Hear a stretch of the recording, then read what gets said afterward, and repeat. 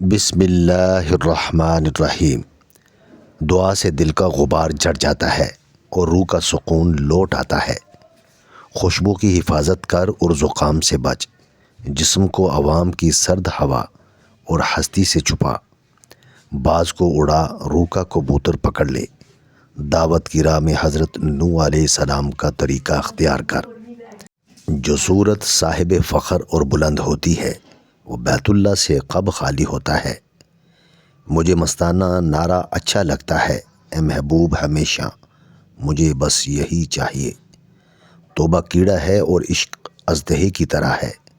توبہ مخلوق کی صفت ہے اور وہ خدا کا وصف ہے۔ عشق بے نیاز خدا کی اوصاف میں سے ہے، اس کے غیر سے عاشقی مجاز ہے۔ جب غم کو بڑھانے والا دھواں ظاہر ہو جاتا ہے وہ ٹھٹر جاتا ہے، نہ عشق دیتا ہے نہ ہوس، وہ حسن اپنی اصل کی طرف لوٹ جاتا ہے۔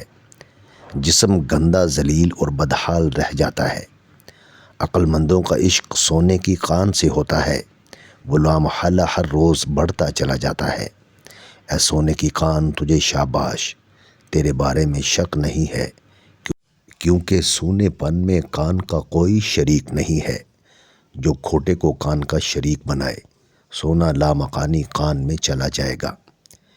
جیسے پانی چاند اور ستاروں کی عکاسی کرتا ہے، جسم دماغ اور روح کی عکاسی کرتا ہے۔ زمین پر اگر آدھے گز کا راستہ ہو، آدمی بغیر وہم کے مطمئن ہو کر چلتا ہے۔ اگر تو اونچی دیوار پر چلے اور 2 گز کی چوڑائی ہو تو اندھا ہو جاتا ہے، بلکہ وہم کی وجہ سے دل کے لرزنے سے گر پڑے گا۔ عقل کے ذریعے خوف اور وہم کو خوف سمجھ لے۔